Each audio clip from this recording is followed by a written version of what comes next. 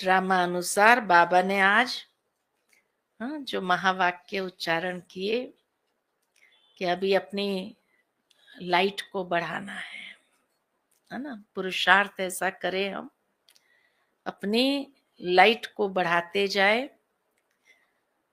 बाबा ने कहा अगर एक भी विक्रम हुआ तो क्या होगा, लाइट हमारी क्षीण हो जाएगी।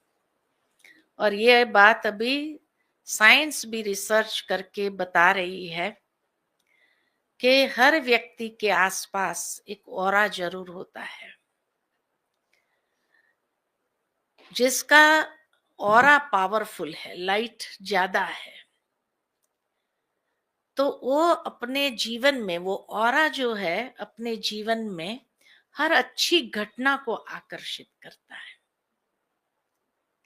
और जितना हमारा ऑरा क्षीण है, डल है, और नेगेटिव ऑरा ज्यादा है, उतना ही हर बुरी घटनाएं आकर्षित करता है। इसलिए कई बार आप लोग ने देखा होगा कि जीवन में एक के बाद एक अच्छी खबरें मिलती जाती है ना। हाँ भाई, घर में बच्चा पास हो गया, बिजनेस में फायदा हो गया, कुछ और अच्छी बात हो गई, तो क्या कहते, पता नहीं, जैसे भगवान की कृपा है, मेहरबानी है। ये एक के बाद एक अच्छी खबरें ही आती जा रही है। और कभी देखो तो एक के बाद एक बुरी खबरें ही आती जाती है। चलते चलते पैर मुड़ गया, फ्रैक्चर हो गया, बच्चा फेल हो गया, बिजनेस में कोई नुकसान हो गया, कुछ हो गया। और तो क्या कहते हैं, पता नहीं क्या ग्रहाचारी बैठी है, कहते हैं ना। लेकिन वास्तव में ग्रहाचारी की बात नहीं है खाली। बाबा कहते हैं जितना हमारा ऑरा पावरफुल होता है, हमारी लाइट ज्यादा होती है।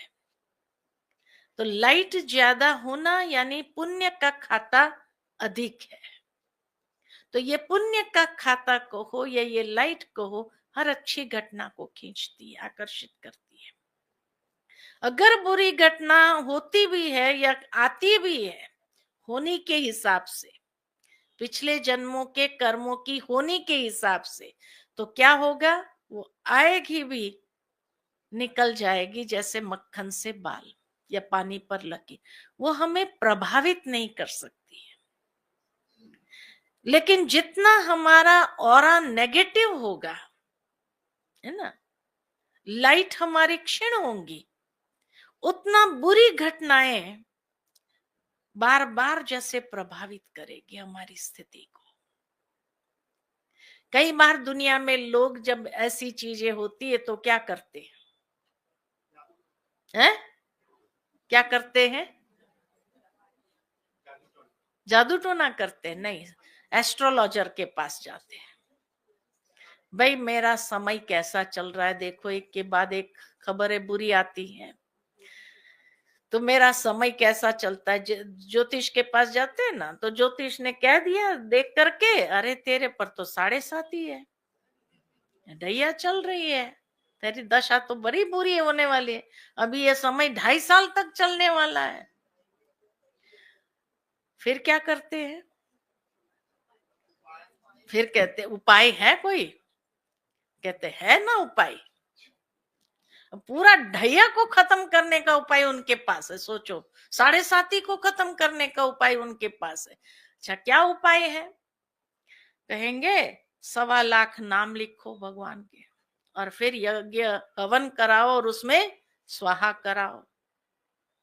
भाई 1.25 लाख लिखने का तो टाइम नहीं है, कोई बात नहीं, लिखवा देंगे आपके लिए, वो भी इंतजाम है उनके पास।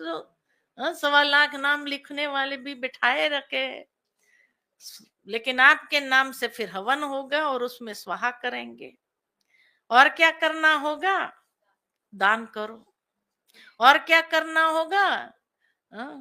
गौशाला में ये करो।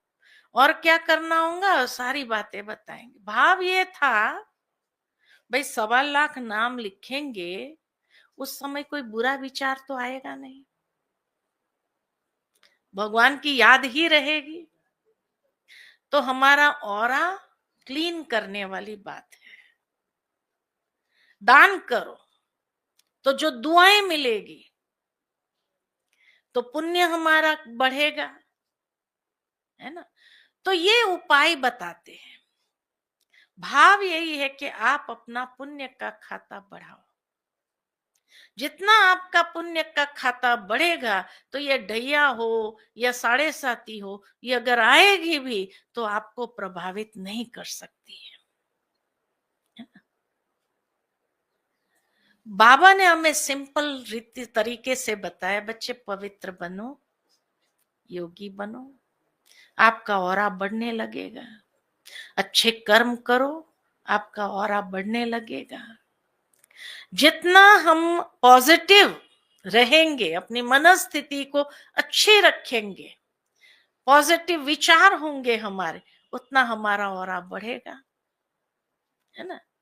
और ये ऑरा बढ़ेगा तो ये पॉजिटिव ऑरा इतना पावरफुल होता है, जिसके सामने अगर कोई नेगेटिव घटना आती भी है तो वो हमें इफेक्ट नहीं कर सकती है। जैसे कई बार सुनने में आता है, किसी का बहुत जबरदस्त एक्सीडेंट हुआ, है ना, गाड़ी खत्म हो गई, लेकिन अंदर बैठे हुए को एक खरोच तक नहीं आई, तो क्या कहते हैं, पुण्य ने बचाया, यही कहते हैं ना, पुण्य ने। तो आई होनी जो थी लिखी हुई, उस स्थान के साथ, जिसके साथ होना था, हाँ, होनी आई, लेकिन वो हमें प्रभावित न कर सके। हमारा ऑरा जो है, हमारी लाइट जो है, वो जैसे हमारे लिए कवच बन गई। इसलिए बाबा कहते हैं कि आने वाले समय में, जो बाबा कई बार हम बच्चों को कहते हैं, दुख के पहाड़ गिरने हैं, लेकिन ये दुख के पहाड़ गिरने जो है, क्योंकि अंतिम हिसाब किताब तो चुकतू होना ही है, लेकिन अगर हमारी लाइट पावरफुल होगी तो वो कवच का काम करेगा, और कवच का काम करने के कारण वो अगर पहाड़ भी गिरेंगे तो हमें प्रभावित नहीं करेंगे। हमारे लिए जैसे पहले ही रास्ता खुला रहेगा, एक रास्ता खुला होगा जहां से सहजता से हम निकल सकेंगे। इसलिए समय अनुसार आवश्यकता जो है, क्या, याद के द्वारा अपनी लाइट को बढ़ाने का, पवित्रता के माध्यम से अपनी लाइट को बढ़ाने का, ज्ञान की धारणा से जो जो बातें आज बाबा ने बताई, उन धारणाओं से हम अपनी लाइट को स्वचिंतन करें, शुभ चिंतन करें। जितनी अपनी मनसा को शुद्ध रखेंगे, उतनी हमारी लाइट बढ़ेगी। जितनी मनसा के अंदर अशुद्धता होगी, उतनी हमारी लाइट क्षीण हो जाएगी, और उसके बाद जो बातें आएंगी, उसमें से कोई उपाय नहीं जो बाहर निकाल सके, है ना, क्योंकि इतना टाइम ही नहीं होगा जो कर सके कुछ। तो इसलिए कहा अपनी लाइट को बढ़ाओ। बाबा ने आज बहुत सुंदर बात जो कही है कि अपनी लाइट को बढ़ाते जाओ, अपने ऑरा को। इतने साल पहले साइंस ने तो अभी अपने रिसर्च के माध्यम से ऑरा की बातें बताना शुरू किया, लेकिन बाबा ने कितने सालों पहले, 80 साल से बाबा के जो महावाक्य, हम तो साकार बाबा के द्वारा ये महावाक्य चले हैं, उस समय से बाबा ने बताया था। और इसीलिए बाबा ने आकर के हम बच्चों को पवित्रता की धारणा कराई, क्योंकि यही विधि फास्ट अपने ऑरा को बढ़ाने की है। शुद्धि, जितनी आत्मिक शुद्धि हमारी होगी, जितनी पवित्रता की हमारी स्टेज बढ़ेगी, उतना हमारा ऑरा पावरफुल हो जाएगा। तो फास्ट तरीका है ऑरा बढ़ाने का, अच्छे कर्म करना, ज्ञान की धारणा, शुद्ध चिंतन, मनसा श्रेष्ठ रखना, सबके प्रति हमेशा बाबा क्या कहते, शुभ भावना, शुभ कामना देते जाओ। जितना शुभ भावना शुभ कामना प्रवाहित होती है, माना हम अपना ऑरा क्या करते हैं, क्लीन करते जाते, ये शुद्धता से उसको क्लीन करते जाते। जो उसमें थोड़ी बहुत अशुद्धि आ भी गई है तो उसको क्लीन कर लेते हैं। और पवित्रता की धारणा जितनी सूक्ष्म लेवल पर चली जाती है, उतना ऑरा हमारा फास्ट क्लीनिंग होता है। तो शुरू में लोग नहीं समझ पाए उस बात को, अरे ये पवित्र भाई बहन बना देती है, ऐसा कर देती है, ऐसा। अब जब हमें इसकी गहराई को समझ में आता है, तो समझ में आता है कि हाँ, बाबा ने क्यों ये विधि अपनाई है। क्योंकि बाबा का विजन देखो कि आने वाला समय किस प्रकार का होगा। चारों तरफ इतनी अशुद्धि होगी और ऐसे समय में बच्चे सुरक्षित रहे, है ना, सुरक्षित रहे। जब ये म्यांमार का भूकंप आया तो हमने म्यांमार में बहनों को फोन करके पूछा, मैंने कहा आप लोग ठीक हो? तो कहा हम 15 दिन से, जहां भूकंप का केंद्र बताते हैं 10 किलोमीटर दूरी पर अपना सेंटर है, वहां 10 या 20 किलोमीटर दूरी पर जो केंद्र बिंदु बताते हैं, कहा हम 15 दिन से भट्ठी कर रहे थे, भट्ठी चल रही थी हमारी, और भट्ठी पूरी हुई और हमने सोचा चलो चलते हैं वापस। तो आ रहे थे, ट्रेन में थे, ट्रेन में थे तो भूकंप के 1 मिनट पहले ट्रेन रुकी, ट्रेन रुकी और भूकंप आया। कहा अगर चालू ट्रेन होती थी तो पूरा सब खत्म हो जाना था, लेकिन 1 मिनट पहले ट्रेन रुकी, सब उतर गए, तो हम सारी बहनें सुरक्षित है, 15 बहनें सुरक्षित है। देखो ये ऑरा कैसा काम करता है, ये प्रत्यक्ष प्रमाण है कि ऑरा कैसा काम करता है। तो कहा हम जैसे ही उतरे, मना एक स्टेशन पर 15 किलोमीटर बाकी था अपने स्थान से, तो कहा जैसे ही वहां उतरे हम कि भाई अगला स्टेशन है अभी अपना, तो भूकंप जैसे आया तो हम फटाफट उतर गए। कोई स्टेशन पर ही रुकी थी 1 मिनट के लिए ट्रेन, वो स्टेशन नहीं था रुकने का, लेकिन रुकी और बाद में भूकंप आया तो हम सब लोग बाहर निकल गए, तो हम लोगों को कुछ नहीं हुआ। और फिर वहां से बहनों ने गाड़ियां बेच करके इनको मंगा लिया सेंटर पर, सभी बहनों को, 15 बहनें थी, बोले हम, जो भट्ठी कर रही थी वहां पर। तो कहा हम सब सुरक्षित है, बाबा के बच्चों को कहीं पर भी कुछ नहीं हुआ है।